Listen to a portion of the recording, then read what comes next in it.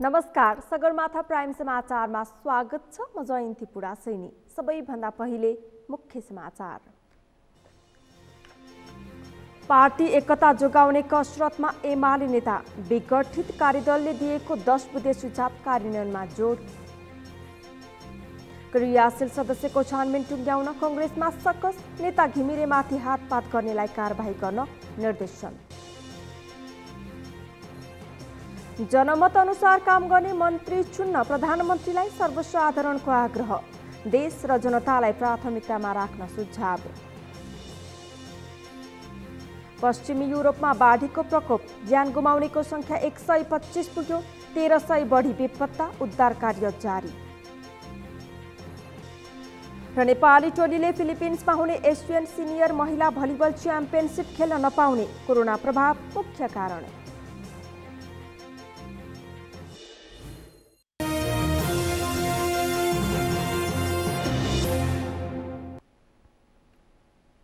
Sagarmatha prime समाचार अब विस्तारमा।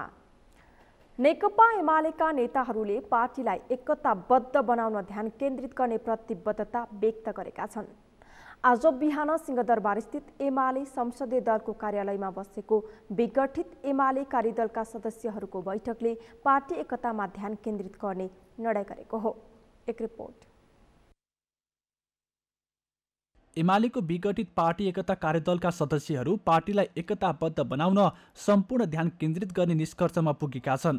शनिबार बिहान सिंहदरबार स्थित एमाले संसदीय दलको कार्यालयमा बसेको बैठकले पार्टी एकताको लागि गठित कार्यदलले जुटाएको 10 बुँदे सहमति कार्यान्वयन गर्दै अघि बढ्ने निर्णय गरेको एमाले संसदीय दलका उपनेता सुभाष चन्द्र नेङमाङले जानकारी दिए।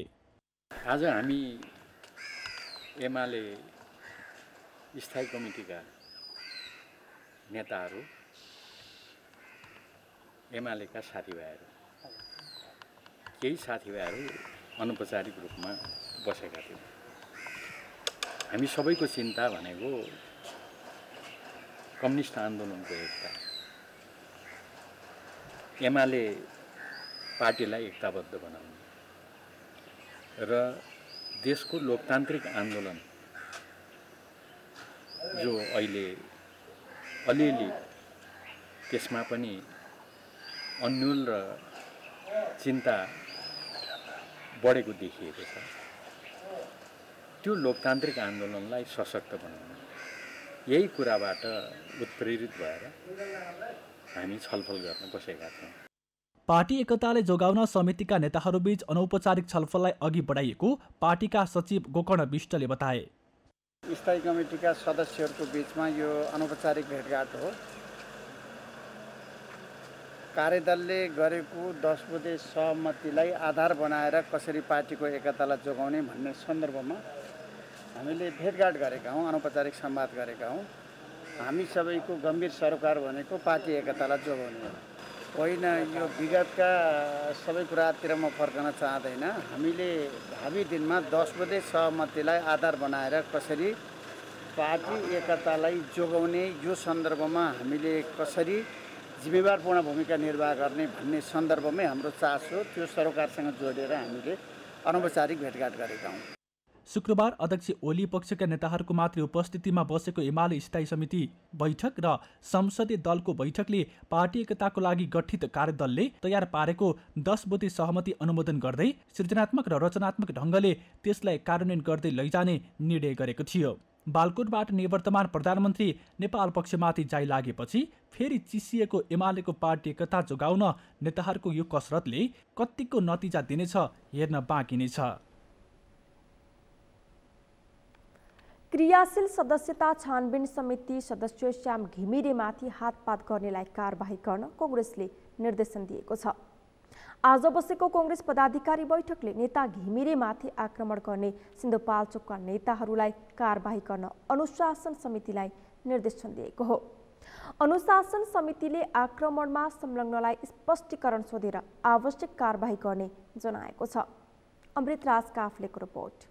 गत शुक्रबार क्रियाशील सदस्यता छानबिन समितिका सदस्य तथा काङ्ग्रेस केन्द्रीय सदस्य श्याम घिमिरेलाई सिन्धुपाल्चोकका काङ्ग्रेस नेता बालकृष्ण बस्नेतको समूहले आक्रमण गरेको थियो।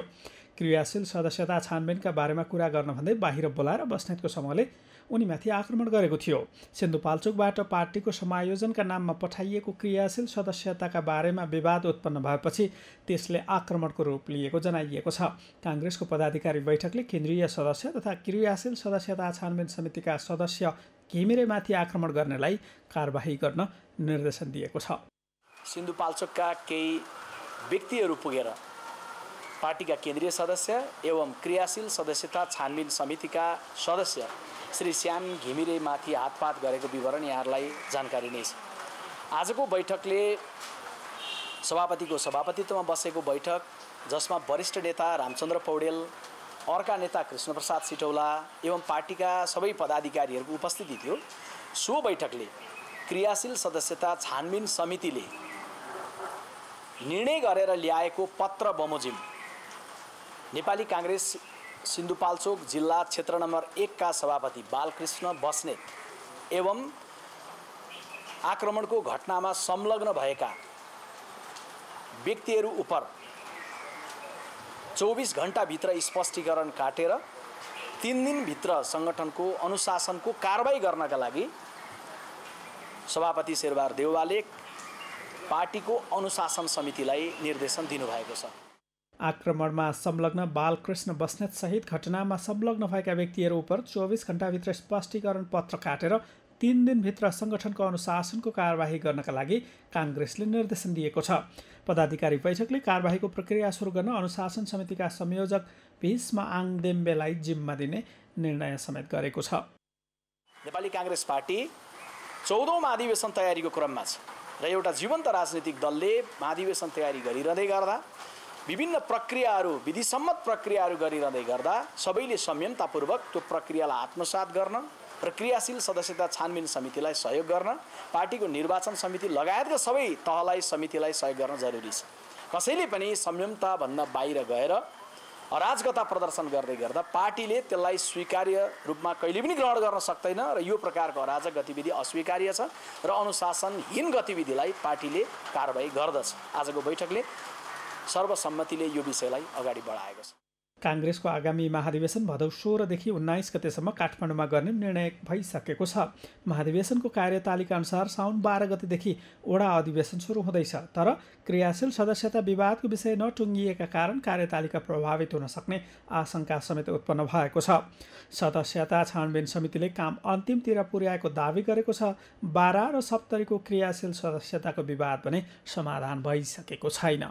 सगरमाथा टेलिभिजनका लागि क्यामेरामा सुरेन्द्र राउतका साथमा अमृतराज काफले, काठमाडौँ। नेपाली कांग्रेसका केन्द्रीय सदस्य प्रदीप पौडेलले पार्टीमा क्रियाशील सदस्यको छानबिन अन्तिम चरणमा पुगेको बताएका छन्। सबै जिल्लाहरूबाट पठाइएका क्रियाशील सदस्यहरूको फाइल हेरेर छानबिन प्रक्रिया टुङ्गिएको अवस्थामा पुर्याइएको नेता पौडेलले जानकारी दिएका हुन्। एक रिपोर्ट। नेपाली कांग्रेसले पार्टीमा क्रियाशील सदस्यता छानबिन अन्तिम चरणमा पुगेको जनाएको छ। विभिन्न जिल्लाबाट पठाइएका क्रियाशील सदस्यको फाइल हेरेर छानबिन प्रक्रिया टुङ्गाइएको अवस्थामा पुर्याइएको नेता प्रदीप पौडेलले बताए। अबको केही दिनमै बाँकी रहेका केही जिल्ला र क्षेत्रको पनि छानबिन गरेर प्रधानमन्त्री तथा पार्टी सभापति शेरबहादुर देउवालाई बुझाउने निर्णय भएको बताउँदै पौडेलले पार्टीको 14औं महाधिवेशनमा 8,52,000 क्रियाशील सदस्यको एन्ट्री भएको बताए। तर यसमा कतिपय सदस्य उजुरीका आधारमा हट्नेछन् भने केही वडामा थपिन पनि सक्छन्। अहिलेसम्म जनसम्पर्क समितिका क्रियाशील सदस्यता नआइसकेकाले 8,50,000 क्रियाशील सदस्य कायम हुन सक्ने नेता पौडेलको भनाइ छ। हाम्रो छानबिन प्रक्रिया अन्तिम चरणमा पुगेको छ।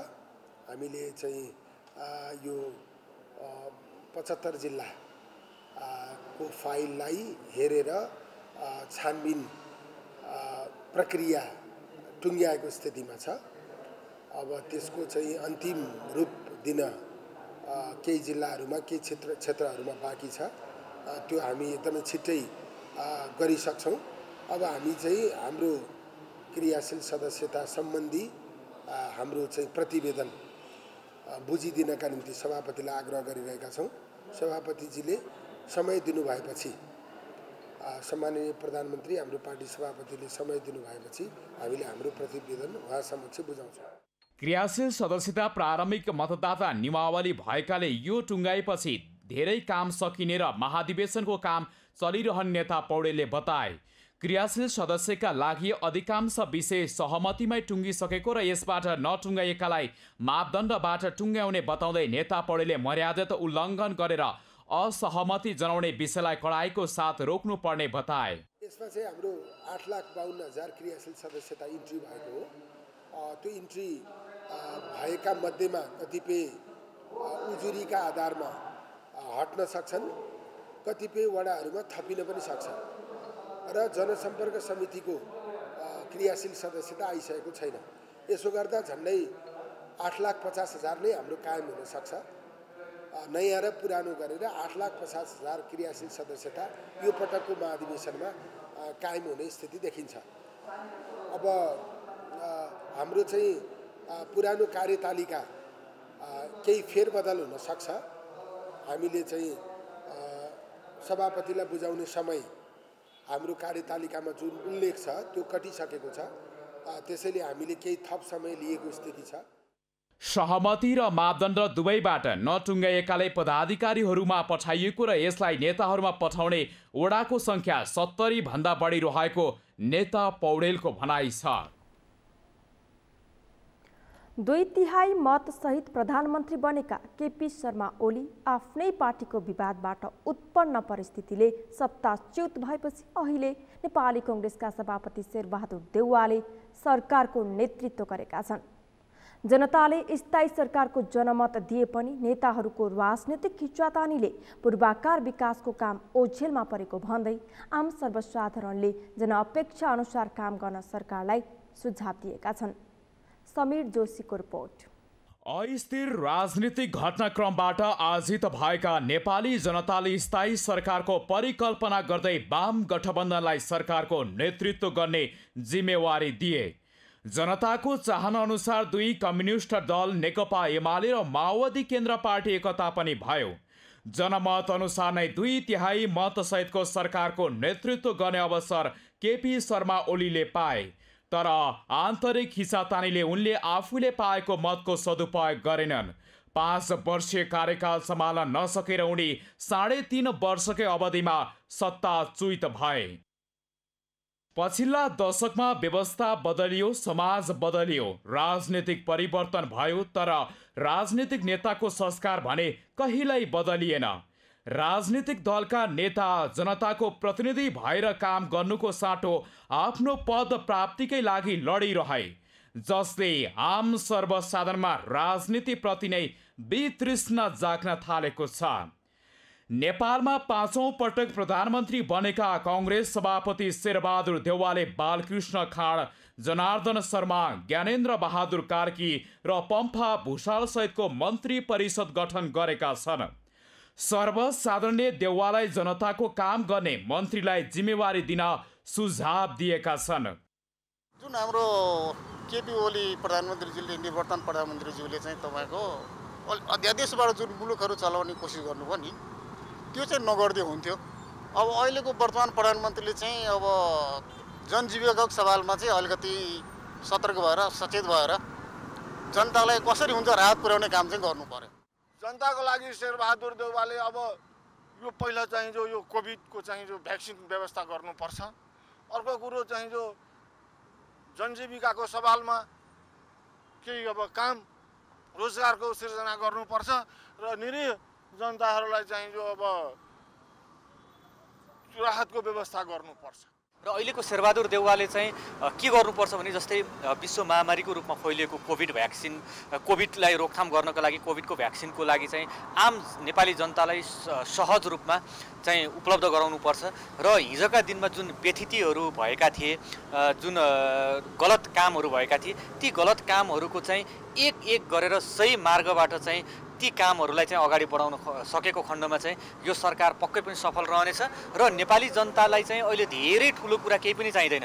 नेपाली जनताले सामान्य जीविकोपार्जन गर्नका लागि चाहिँ शान्तिपूर्वक तरिकाले शान्त भएर चाहिँ उनीहरूले काम गर्न पाएको खण्डमा नेपालमा पनि सरकार छ है, हाम्रो देशमा पनि सरकार छ भन्ने एउटा अनुभूति गर्न पाउँछन्। त्यो कारणले गर्दा अहिलेको जुन एउटा नयाँ सरकार छ, सम्मानित अदालतले शेरबहादुर देउवालाई जुन एउटा के अरे प्रधानमन्त्री बनाएको छ र एउटा मन्त्री परिषद गठन भएर उहाँ अगाडि बढ्नु भएको छ। आम नेपाली जनताको दैनिक जीविकोपार्जन गर्नका लागि चाहिँ उहाँले के कस्ता किसिमका सामान्य कुराहरू जसले नेपाली जनतालाई चाहिँ आफ्नो एउटा देशमा सरकार भएको अनुभूत गर्न मिल्छ त्यो गर्नुपर्छ। विशेष गरी चाहिँ रोजगारको कुराहरू छन्, शिक्षाका कुराहरू छन् र विशेष गरी यो विश्व महामारी रूपमा फैलिएको कोभिडको नियन्त्रणका लागि भ्याक्सिनलाई चाहिँ आम जनता समक्ष चाहिँ पुर्याउनुपर्छ जस्तो मलाई लाग्छ। ओली सरकारले 3.5 वर्षमा धेरै काम गरेको दाबी गरे पनि घोषित धेरै काम बन्न सकेनन्। रेलमार्ग, जलमार्ग लगायतका महत्त्वकांक्षी योजना भाषण र कागजमै सीमित भए। स्थायी सरकारबाट धेरै आशा गरेका जनताले फेरि अस्थिर अवस्था सुरु हुँदा नेताहरूलाई नै दोषी देख्न थालेका छन्। त्यसैले अहिले उनीहरूको काम गर्नेलाई मात्र अब भोट भन्ने कुरा उठ्न थालेका छन्। देशमा यस्तो भ्रष्टाचारी छ, खोप पाइरहेको छैन, जनता सडक सडकमा मरिरहेछन्। यसको लागि राम्रो काम गर्दै हुन्थ्यो र अब हुन त धेरै प्रधानमन्त्री धेरैचोटि भइसक्नुभयो, उहाँले खासै राम्रो काम त गर्नु हुन्छ भन्ने त लागेको छैन अहिलेसम्म र अब चाहिँ राम्रो बुद्धि आएर राम्रो काम गर्दै हुन्थ्यो जस्तो लाग्छ। हामीले आम जनताले स्पष्ट रूपमा भन्नुपर्दा जस्तै केपी ओलीको सरकारलाई जुन 2/3 स्पष्ट बहुमत भएको सरकारलाई धेरै आश गरेर यो समयसम्म नेपाली जनताले पर्खेर बसेका थिए। आफ्नै पार्टीभित्रको किचलोलाई मिलाउन नसकेको कारणले गर्दा कम्युनिस्ट एकता भनेर उहाँले जुन एउटा नाम दिनुभयो गर्नुभयो, नेपाली जनतालाई चाहिँ अहिले आएर हेर्दाखेरि एउटा भ्रममा राख्नु भएको रहेछ जस्तो मैले महसुस गरेको छु। उहाँले गरेका कामहरू चाहिँ कामै भन्दा पनि उहाँले खालि उद्घाटन गर्नका लागि आफ्नो एउटा सस्तो लोकप्रियताको लागि चाहिँ जबरजस्ती मिडियाहरू प्रयोग गरेर अथवा उहाँले जुन शैलीबाट काम गर्नुभयो त्यो शैलीले चाहिँ नेपाली जनतालाई राहत दिने भन्दा पनि आहत दिने काम गर्यो जस्तो मलाई लाग्छ। केपी ओलीले जुन हाम्रो यो 2/3 मत पाउनु भएको थियो जनताबाट, कम्युनिस्ट पार्टीलाई एउटा जुन विश्वासले भोट आएको थियो त्यो अनुसार चाहिँ केपी ओलीले गर्न सक्नु भएन। आफ्नै पार्टीभित्र रहेर काम गर्नुभएको माधव नेपाल, झलनाथ खनालहरूलाई बाहिर एउटा उहाँहरूले पार्टीमा केही नै नगरेको हो र मेरो पार्टी नै मेरो हो र यो देश नै मेरो हो भनेर जुन गर्नुभयो त्यो चाहिँ गलत थियो र त्यो गलतको आधारले सर्वोच्च अदालतबाट एउटा सम्मानित सर्वोच्च अदालतबाट एउटा जुन डिसिजन आयो त्यो डिसिजन अनुसार नेपाली जनता एउटा खुसी हुनुपर्ने ठाउँ पनि हो। र अब कस्तो छ भन्दा शेरबहादुर देउवाले अब जनताको लागि चाहिँ कामहरू गर्नुपर्छ। सामान्य जनताको तरिकाले सोचेर सामान्य जनतालाई के चाहिन्छ त, तल्लो वर्गको जनताको लागि के गर्नुपर्छ भन्ने एउटा मेन चाहिँ त्यो सोच्नुपर्छ।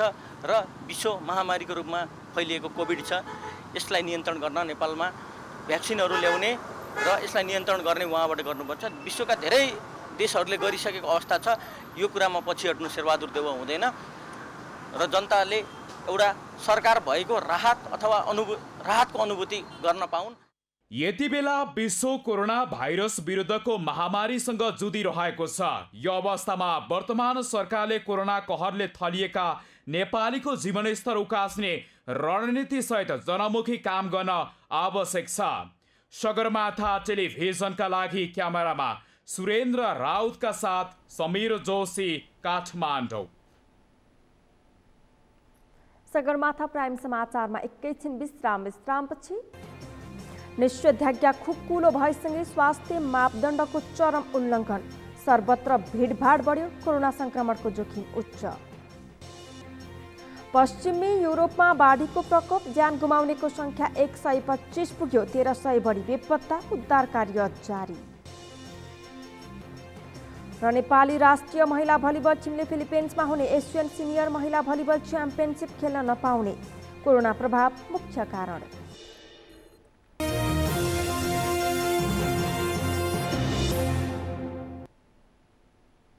विश्रामपछि सगरमाथा प्राइम समाचारमा पुनः स्वागत छ। अब बाँकी समाचार। नेपालमा थप 1875 जनामा कोरोना पुष्टि भएको छ। देशभर गरिएको 6858 PCR परीक्षणका क्रममा 1310 र 3208 एन्टिजेन परीक्षणका क्रममा 565 जनामा संक्रमण पुष्टि भएको स्वास्थ्य मन्त्रालयले जनाएको छ। यो सँगै नेपालमा कोरोना संक्रमितको संख्या 7,14,248 पुगेको छ। त्यस्तै कोरोनाका कारण थप 21 जनाको मृत्यु भएको छ। हालसम्म नेपालमा 9527 जनाले कोरोनाका कारण ज्यान गुमाएका छन्। त्यस्तै थप 2164 संक्रमित निको हुँदा हालसम्म नेपालमा 6,30,407 संक्रमित निको भएका छन्। हाल 25,952 सक्रिय संक्रमित आइसोलेसन र 337 जना क्वारेन्टिनमा छन्। हालसम्म नेपालमा 34,63,057 वटा PCR र 2,59,831 एन्टिजेन परीक्षण गरिएको मन्त्रालयले जनाएको छ। विभिन्न जिल्लामा कोरोना विरुद्धको खोप कार्यक्रम जारी छ। 55 वर्ष माथिका ज्येष्ठ नागरिकका साथै शिक्षक, शिक्षिका, सार्वजनिक सवारीका चालक, सहचालक, अत्यावश्यक सेवाका कर्मचारी लगायतलाई खोप दिने व्यवस्था मिलाइएको भए पनि लक्षित वर्ग नै लामो समय लाइन बसेर पनि खोप नपाउने स्थिति बनेको छ। जीवन राणा भाटको रिपोर्ट। सरकारले देशका विभिन्न जिल्लामा खोप कार्यक्रम जारी राखेको छ। खोप लगाउनको लागि जिल्ला प्रशासन कार्यालयको समन्वयमा विभिन्न पालिकाहरूमा खोप केन्द्र निर्धारण गरिएको छ।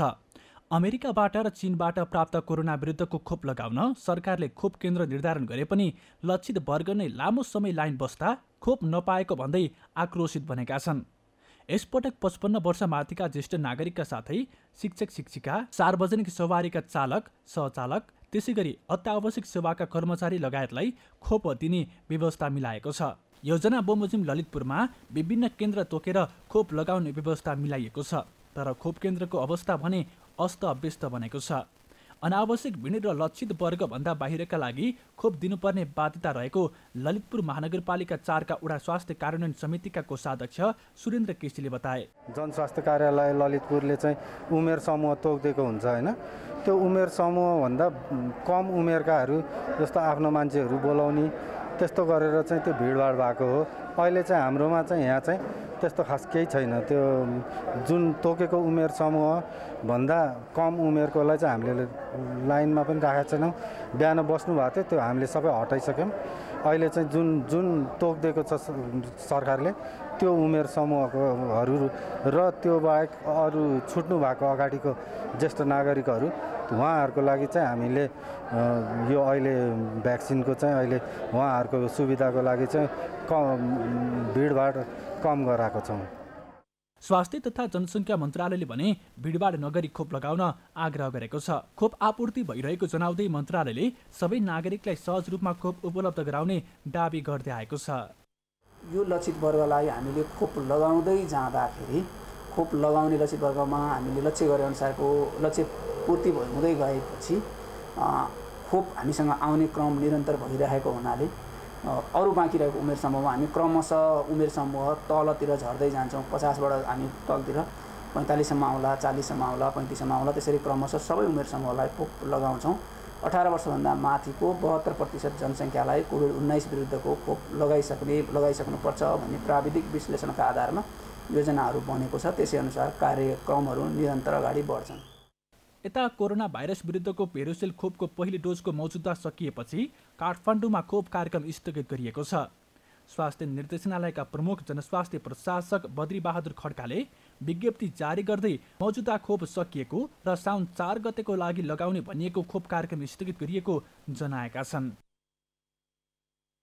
खोप अभियानका लागि काठमाडौँ जिल्लामा 44 खोप केन्द्रबाट खोप उपलब्ध गराउँदै आइरहेको थियो। पेरोसेल 55 वर्ष र सो माथिका उमेर समूहका नागरिकलाई उपलब्ध गराइएको थियो। खोप आयातको क्रम जारी रहेकोले खोप प्राप्त भएपछि वितरण गरिने महानगरले जनाएको छ। सगरमाथा टेलिभिजनका लागि क्यामेरामा प्रताप केसीका साथमा जीवन राणाबाट काठमाडौँ। कोरोना संक्रमण केही नियन्त्रणमा आएपछि देशका विभिन्न ठाउँमा जारी निषेधाज्ञा खुकुलो भएको छ। काठमाडौँ उपत्यकामा पनि निषेधाज्ञा खुकुलो भएसँगै बजार पसलमा मानिसको चहल पहल बढेको छ। अहिले सरकारी कार्यालय तथा यातायातका साधन, बजार पसलमा भिडभाड बढ्दा फेरि संक्रमण बढ्ने खतरा देखिएको छ। समीर जोशीको रिपोर्ट। नेपालमा केही नियन्त्रणमा आएको कोरोना भाइरसको संक्रमण फेरि बढ्न थालेको भन्दै सचेत रहन विज्ञहरूले सुझाव दिएका छन्। निषेधाज्ञा खुकुलो पारिएसँगै भिडभाड बढेको, खुल्ला सरकारी कार्यालयका कर्मचारी तथा सर्वसाधारणले स्वास्थ्य मापदण्ड पालना नगरेको पाइएको छ।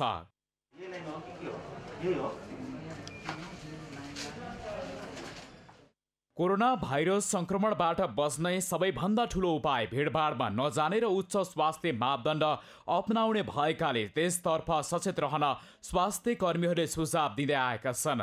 पछिल्लो समय सरकारी कार्यालयका कामकाजमा सेवाग्राहीको भिड, बजार पसलमा सर्वसाधारणको भिड तथा यातायातका साधनमा खचाखच यात्रुका कारण अब फेरि जोखिम बढ्ने चिन्ता बढेको छ।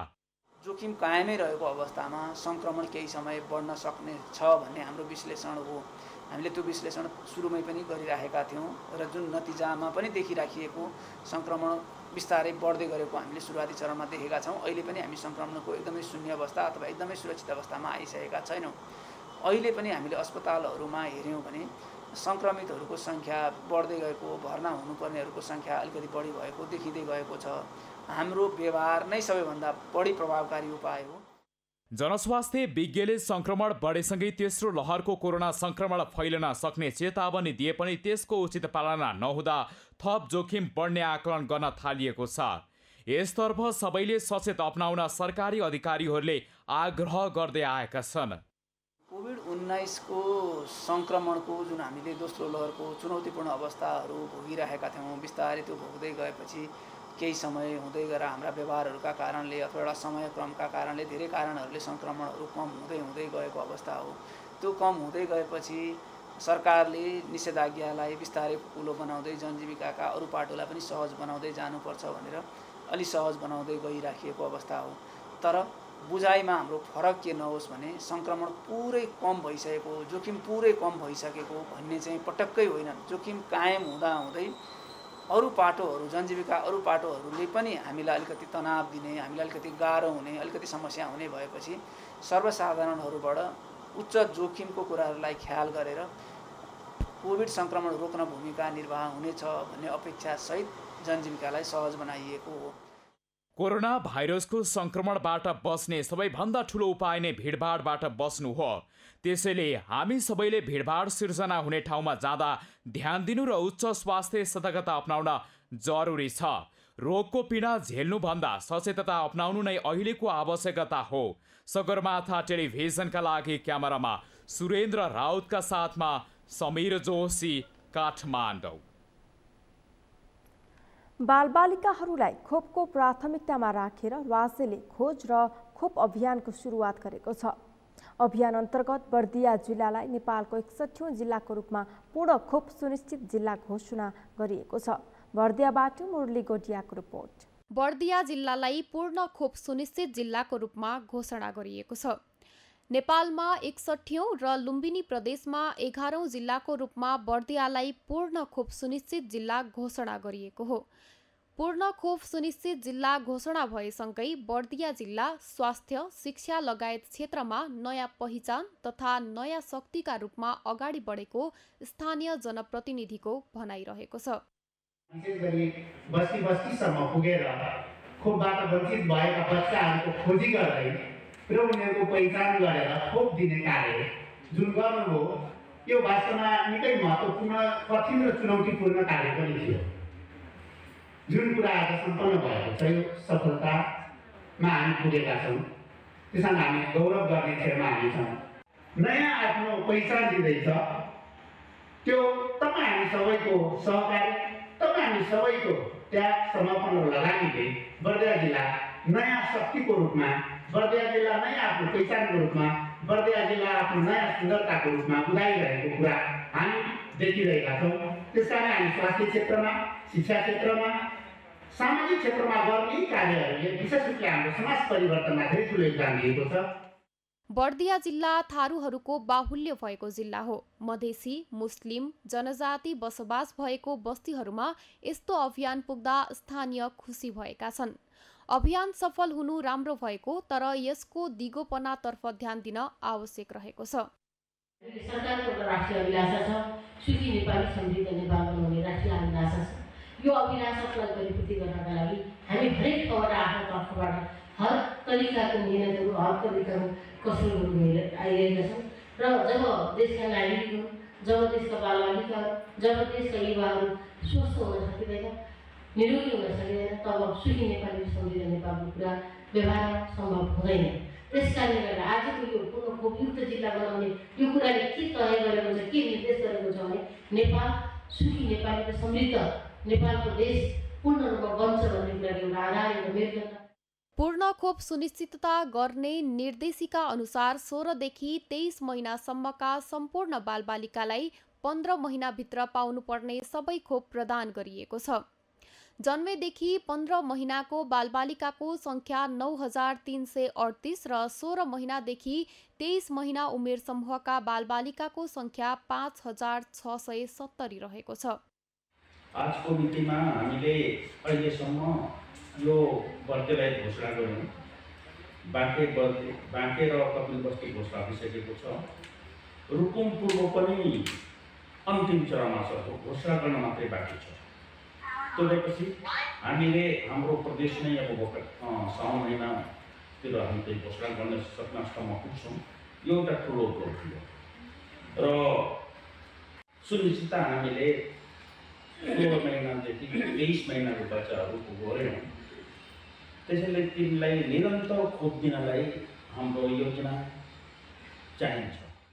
बर्दियाका 6 नगरपालिका र 2 गाउँपालिकालाई पूर्ण खोप सुनिश्चितता भएपछि एक कार्यक्रमको आयोजना गरी जिल्लालाई नै पूर्ण खोप सुनिश्चितता भएको जिल्ला घोषणा गरिएको हो। सगरमाथा टेलिभिजनका लागि बर्दियाबाट मुरली गोडियाको रिपोर्ट। माथिबाट झरिरहेको पानीको आकर्षक छहरा, वरिपरि हरियाली जङ्गल, त्यसमाथि चराचुरुङ्गीको चिरबिर आवाज, यस्तो सुन्दर दृश्यले कसको मन लोभिँदैन र। यसरी मन लोभ्याउने प्रकृतिको सुन्दर उपहार, अनुपम र आकर्षक छहरा झरना डोटीको जुरायल गाउँपालिका 2 छतिवनमा पर्दछ। पछिल्लो समय झरना पर्यटक आकर्षणको प्रमुख केन्द्रका रूपमा विकसित हुँदै गएको छ। हिजो आज यो झरना आन्तरिक तथा बाह्य पर्यटकका लागि प्रमुख रोजाइमा पर्न थालेको छ। कैलालीबाट दिनेश बिष्टको रिपोर्ट।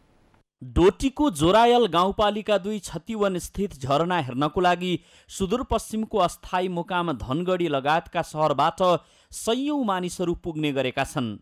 तराईको उखर माउलो गर्मी छल्न पहाड उक्लिनेहरू बुढारको यो झरना नपुगी फर्कँदैनन्।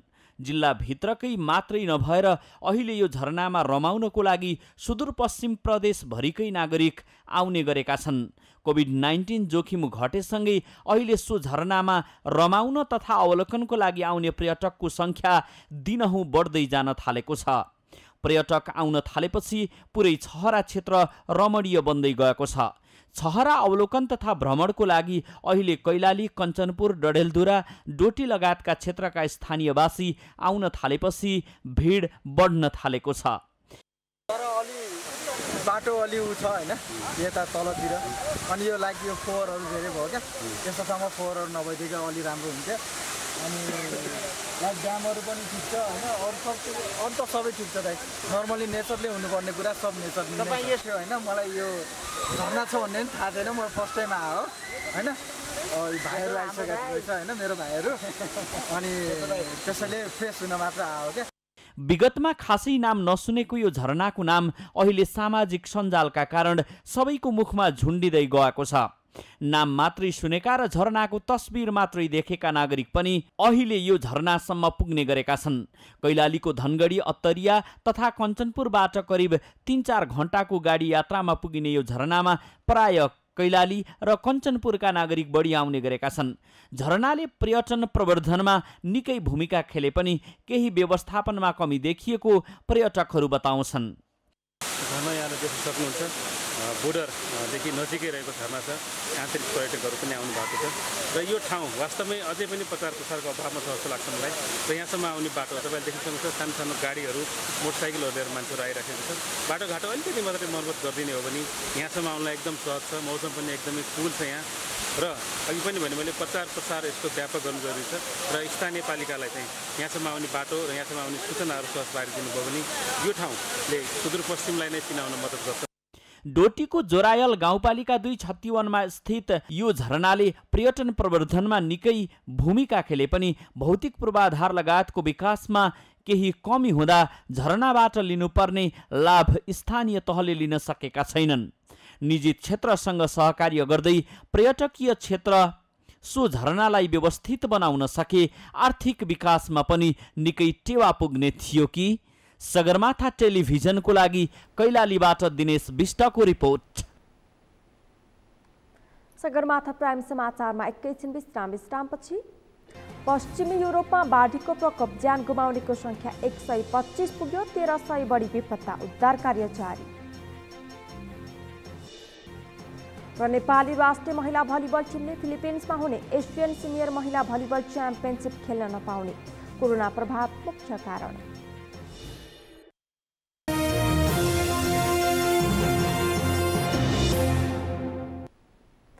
अब पालो अर्थ समाचारको। अर्थ समाचारका प्रायोजक हो आफ्नो विश्वास हो त्रिशक्ति सिमेन्ट। सिंचाइका लागि कुलो निर्माण भएपछि रोल्पाको सुनिल स्मृति गाउँपालिकाका किसानले व्यावसायिक खेती थालेका छन्। खेतीपातीका लागि आकाशे पानी पर्खनु पर्ने बाध्यता हटेपछि तरकारी तथा अन्नबालीको व्यावसायिक खेतीमा किसान जुटेका हुन्। रोल्पाबाट भरत नेपालीको रिपोर्ट। परम्परागत निर्वाहमुखी खेती गर्दै आएका रोल्पाको सुनिल स्मृति गाउँपालिका जुगालका किसानहरू अहिले व्यावसायिक कृषि खेतीमा लागेका छन्। हिउँदको समयमा सामान्य सिंचाइको व्यवस्था भए पनि वर्षाको समयमा आकाशे पानीको भरमा खेती गर्दै आएका किसानको समस्यालाई समाधान गर्न सुनिल स्मृति गाउँपालिका नम्बर 6 जुगल र पहाडी साना किसानको लागि अनुकूल आयोजनाको समन्वयमा सिंचाई कुलो निर्माण गरिदिएपछि स्थानीय 44 घरधुरीलाई सिंचाई सुविधा भएको छ। सिंचाई कुलो निर्माण भएपछि व्यावसायिक तरकारी खेतीमा किसानको आकर्षण बढेको छ। यो माघबाट सुरु गरे यो 325 मिटर 45-46 यो सिंचाई हुन्छ। हाम्रो 120 रुपैयाँ जति तरकारी सिंचाई गर्ने, तरकारीलाई सब्जीभाजी लाउने सबै धेरै सुविस्ता भएको छ। सिंचाई कुलो योजना निर्माणको लागि 6,23,451 खर्च भएको छ, जसमा 4,98,761 आशा आयोजनाबाट खर्चिएको छ भने स्थानीय उपभोक्ताले 1,24,690 बराबरको जनश्रमदान गरेका छन्। सिंचाई योजना निर्माणपछि पानी चुहिने, दबिने माटे कुलोको सुधार भएको र सुक्खा जमिन सिंचित भई उत्पादन बढ्ने स्थानीयको अपेक्षा छ। पानी चाल पाइएको छ, उब्जनी राम्रो भएको छ। पानी चाल पहिला थियो तर यो हिलो हिँड्न पनि गाह्रो, पानी पनि धेरै जाँदैन थियो। 80 ग्राम त्यसपछि 100 ग्राम 150 ग्राम भएको थियो भनेपछि अब भनेर त सम्भव नमान्नु होला सरहरूले। मेरो 3वटा टमाटरले चाहिँ 1 किलो भएको थियो सर।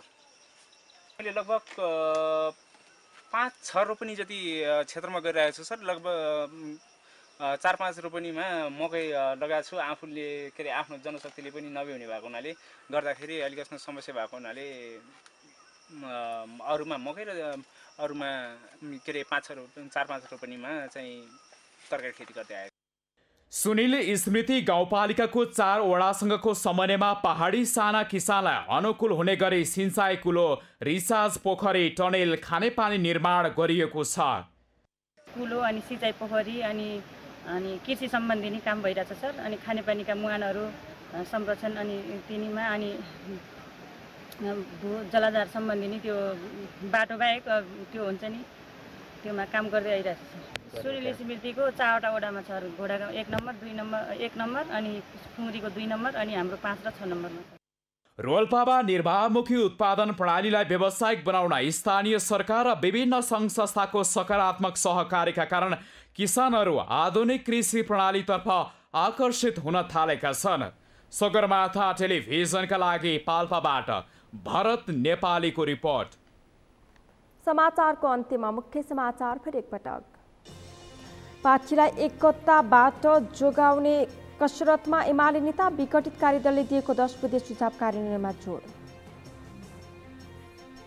क्रियाशील सदस्यको छानबिन टुङ्ग्याउन कङ्ग्रेसमा सकस, नेता घिमिरेमाथि हातपात गर्नेलाई कारबाही गर्न निर्देशन। जनमत अनुसार काम गर्ने मन्त्री चुन्न प्रधानमन्त्रीलाई सर्वसाधारणको आग्रह। देश र जनतालाई प्राथमिकतामा राख्न सुझाव। पश्चिमी युरोपमा बाढीको प्रकोप, ज्यान गुमाउनेको संख्या 125 पुग्यो, 1300 बढी बेपत्ता, उद्धार कार्य जारी। र नेपाली टोलीले फिलिपिन्समा हुने एसियन सिनियर महिला भलिबल च्याम्पियनसिप खेल्न नपाउने, कोरोना प्रभाव मुख्य कारण।